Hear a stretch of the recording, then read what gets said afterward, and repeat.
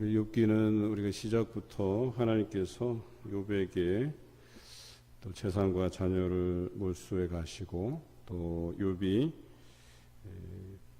여러 피부병을 통해서 목숨이 위태로울 지경까지 놓였을 때에 그가 의지할 곳이 하나님밖에 없음으로 인해서 하나님 앞에 간절히 지금의 자기가 당한 이 고난이 어떻게 자기에게 주어졌는지에 대한 그런 궁금함이 생겼습니다. 뿐만 아니라 욥의 세 친구가 이 모든 것이 너의 그 죄로 인해서 생겨난 문제다라고 했을 때는 더더욱 어려운 상황에 처하게 되죠. 그리고 억울한 상황에 처하게 되죠. 이 억울함을 풀어줄 수 있는 분은 오직 하나님 한 분뿐이시다라고 그런 이야기하면서 하나님을 대면하기를 소원하게 됩니다. 그러던 중에 그 엘리후라는 사람이 32장부터 37장에 걸쳐서 등장을 하게 되는데요. 네 번 욥에게 또 욥의 친구들에게 이야기하는데 이제 새로운 관점에 대해서 이야기해 줍니다. 그가 이야기하는 논점은 두 가지예요. 하나는 욥이 의롭게 행하기는 했다 이거예요. 의롭다라는 표현을 쓰지 않고 정직하게 행하였다. 또 그 세 친구의 그 세상적인 논리로서 이것을 판단할 문제가 아니다라고 하는 것을 이야기합니다. 그리고 그들의 그 빈약한 논리에 대해서도 이야기하죠. 반면에 그렇다고 해서 욥이 다 옳으냐, 욥이 의롭냐, 그렇지 않다는 겁니다. 그 의로움이 오히려 하나님이 의롭지 못하다. 그러면 의로운 욥이 당하는 그 고난을 하나님께서 주셨는데 그러면 하나님께서 부정하냐, 의롭지 못하냐 라고 하는 것을 정확히 지적을 합니다. 그래서 하나님의 그 섭리를 이야기하지요. 그리고 나서 우리가 묵상하는 38장 어제 말씀부터 이제 41장까지 말씀이 이 욥기의 하이라이트입니다. 어찌 보면 욥의 저자는 가장 심혈을 기울여서 쓴 장이 38장부터 41장의 말씀이에요. 곧 하나님께서 이제 등장하셔서 그토록 욥이 뵙기를 청했던 그 하나님이 등장하게 되고 이 욥에게 사실은 말씀해 주실 법한데도 욥이 왜 이런 고난을 당하는지 그래서 그 억울함을 좀 풀어주셨으면 좋겠다 하는 생각도 가지지만 놀랍게도 38장에서 41장의 말씀은 욥이 왜 이런 고난을 당하는지에 대해서는 말씀하시지 않으세요. 오히려 하나님은 이렇다 그리고 인간은 이렇다라고 정의 내리시는 말씀으로 욥을 깨우치시는 장면입니다. 우리가 어제 나눈 말씀 38장 3절에 보면 너는 대장부처럼 허리를 묶고 내가 내게 묻는 것을 대답할지니라. 그러면서 질문을 던져요.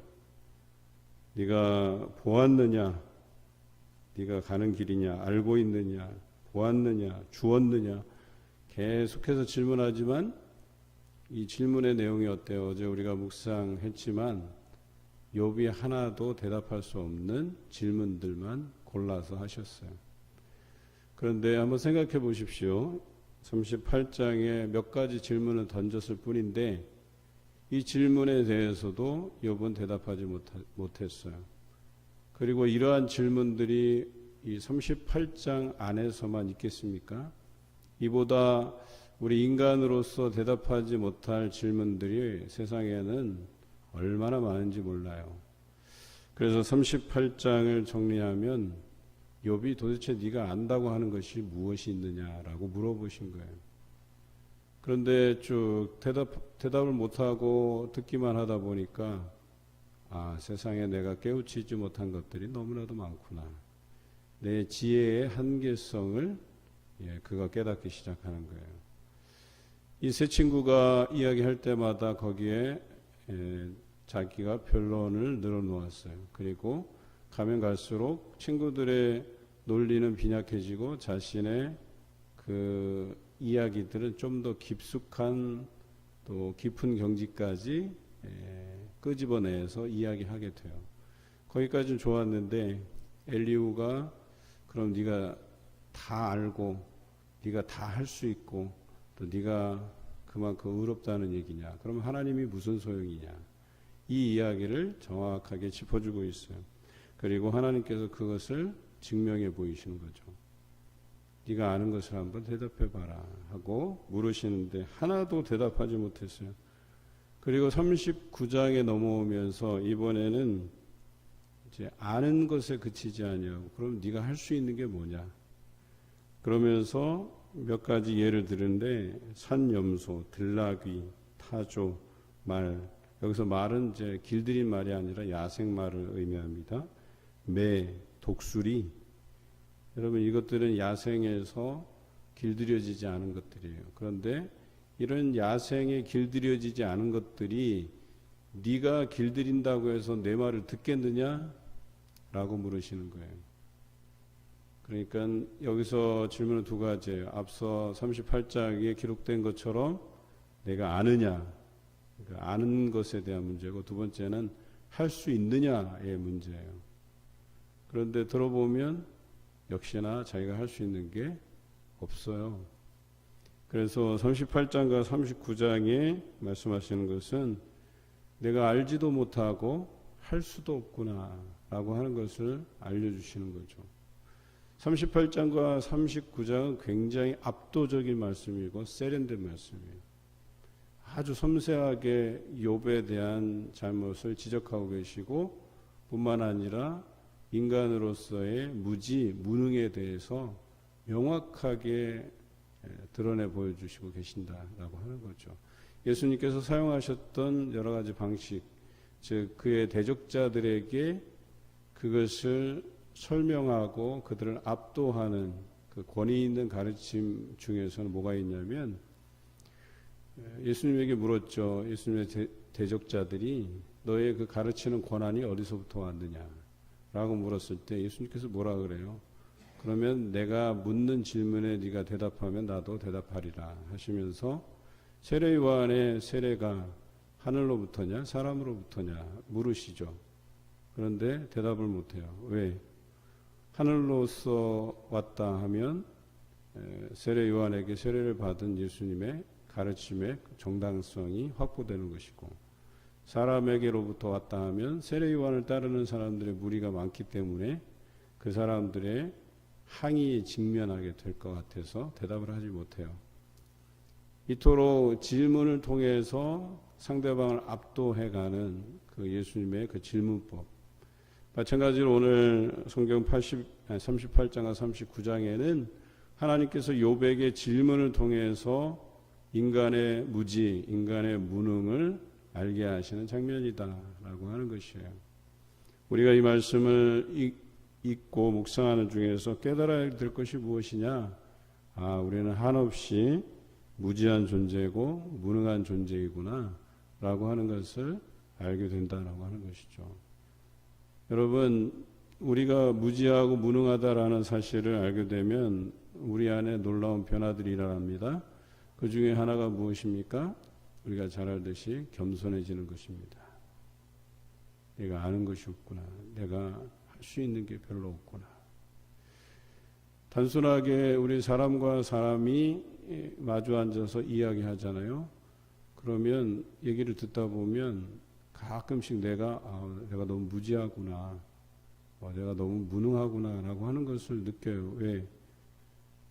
별거 아닌 것 때문에 그런 걸 느껴요. 내가 할 수 있는 게 많지 않네.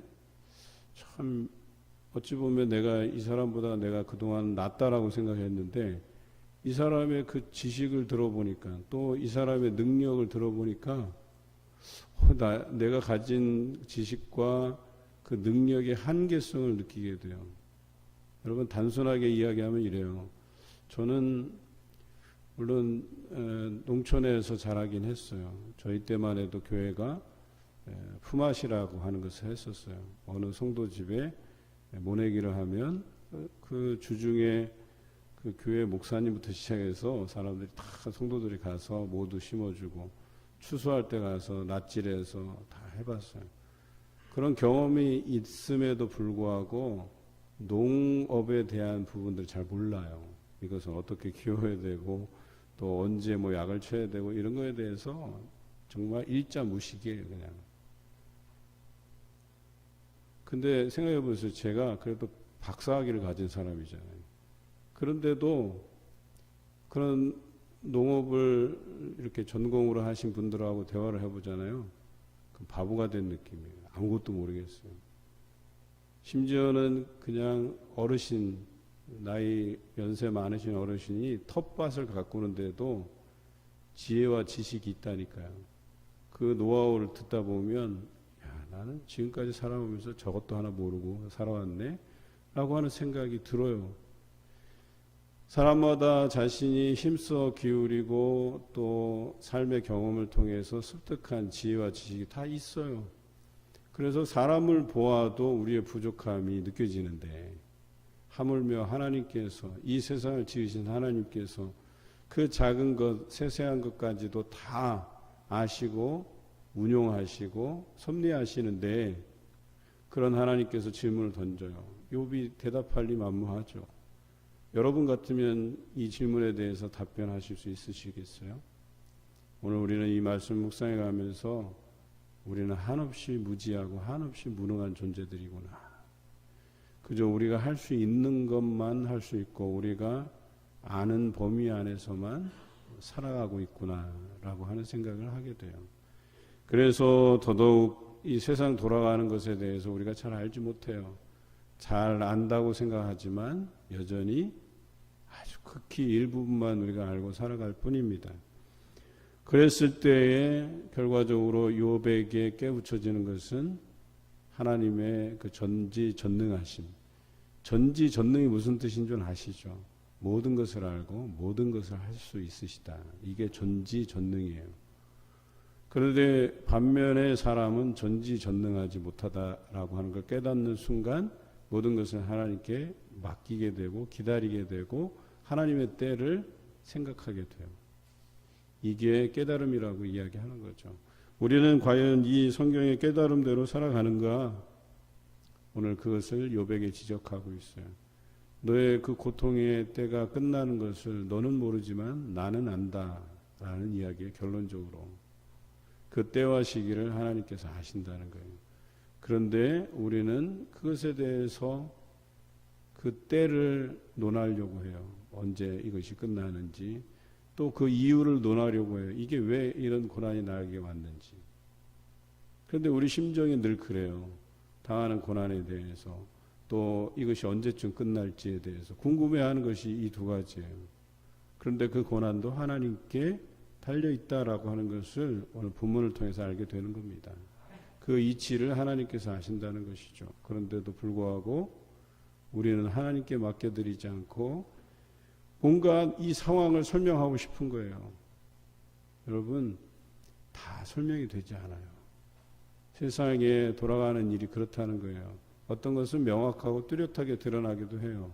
하지만 그렇지 않은 것들도 너무 많다는 거예요.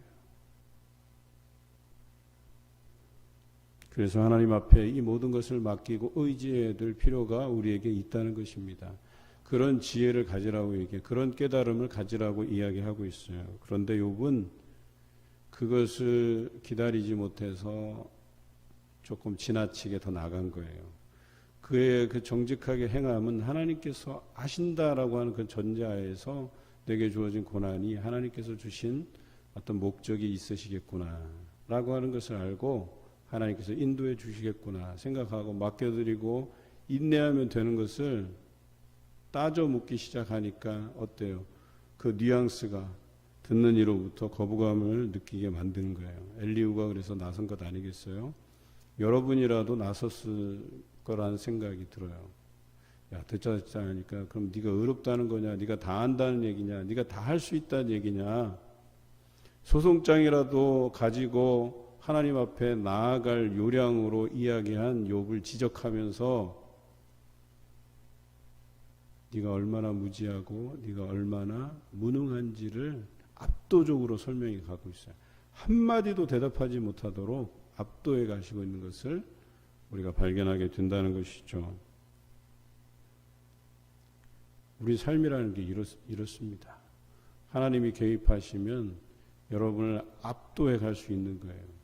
여러분이 어떠한 식으로 변론하고 어떠한 식으로 답변할지 모르겠지만 제가 볼 때는 이 욥의 경우를 볼 때 아마 여러분들이 하나님을 직접 이렇게 대면하여서 본다면 그 음성을 듣게 되신다면 거기에 압도되어서 아무것도 못할 수가 있어요. 미국의 펜사콜라 지역에 그 브론스빌 교회라는 데가 있어요. 얼마나 하나님의 임재가 많이 나타나는 교회냐면 그 지역의 청소년들이 마약을 하다가 그 마약한 청소년들이 붙잡히면 교정 프로그램에 들어가요. 국가가 운영하는 교정 프로그램.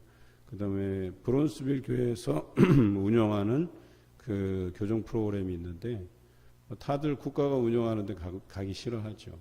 그래서 브론스빌 교회가 운영하는 교정 프로그램에 들어간다고 해요. 그런데 들어가자마자 거기서 하나님에게 압도당한대요.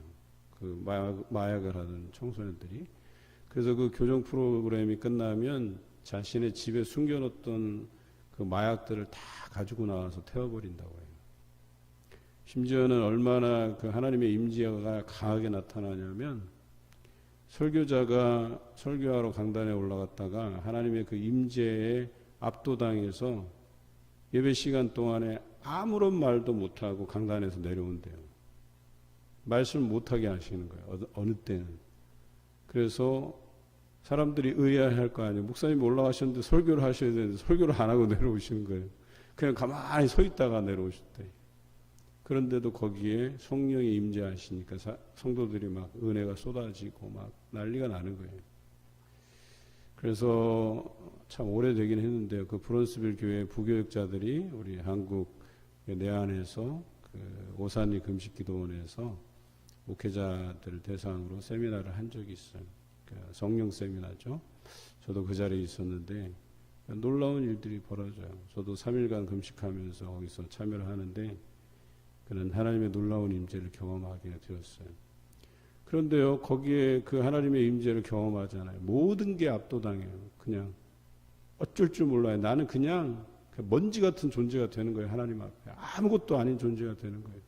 그 하나님의 임재 안에서 휩쓸려서 보잘것없는 나의 존재를 딱 발견하는 순간에 하나님 앞에 나의 그 정직함이 드러나게 되는 거예요. 아, 내가 이런 존재였구나. 그러니까 정직하다는 표현이 솔직한 모습, 나의 그 죄된 모습, 나의 그 잘난 척 했던 모습, 나를 드러내려고 했던 모습, 이 모든 것들이 거기서 드러나는데 창피해지는 거예요. 내 자신이. 너무나도 부끄러워지고 창피해지고. 그래서 그런 순간에 그 하나님을 만나는 순간에 어때요? 회개가 절로 나오는 거예요. 그런데 나는 그동안 살아오는 모습은 내가 굉장히 잘난 사람처럼 살아왔거든요. 나는 대단한 사람이고 머리가 똑똑한 사람이고 나보다 이런 부분에 있어서 전문가가 없고 늘 그런 생활을 해왔다가 그 하나님 앞에 압도당한 이후부터는 그냥 겸손해지더라고요. 아, 모르는 게 많구나. 할 수 없는 게 많구나. 그저 하나님 의지하면서 갈 수밖에 없구나. 심지어는 내가 익숙했던 그 삶도 내가 잘 안다고 하는 그 분야도 내가 그렇게 많은 것을 하는 게 아니었구나. 많은 것을 할 수 있었던 게 아니었구나 라고 하는 것을 알게 된다는 거예요. 더군다나 제가 익숙하게 잘했던 것들도 세월이 지나갈수록 무뎌지더라고요. 잘 모르게 되더라고요. 그리고 많이 알고 많이 읽었다고 생각했는데 시간이 지나면서 다 잊어버리더라고요.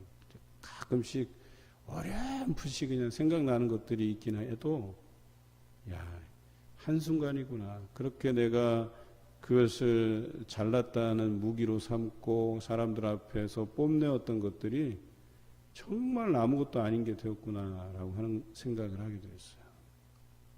오늘 욥이 그런 하나님 앞에 압도당하고 또 그것으로 인해서 자신을 돌아보고 그리고 그 처지에 대해서 하나님께 모든 것을 맡기게 되는 뿐만 아니라 이제 그 시기와 그 하나님의 그 방식이 모든 것이 하나님께 달려 있구나라고 하는 것을 깨닫게 되는 순간 회복을 경험하게 돼 있어요.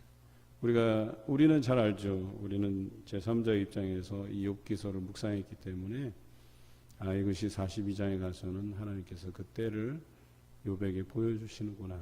그리고 그의 모든 것들을 회복하시는구나.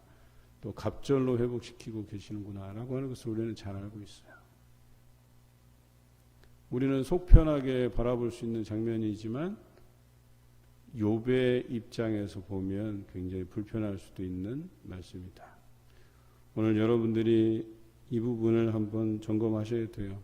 우리의 무지와 무능을 깨닫는 순간 하나님의 전지전능을 깨닫게 되는 귀한 시간이시길 바랍니다.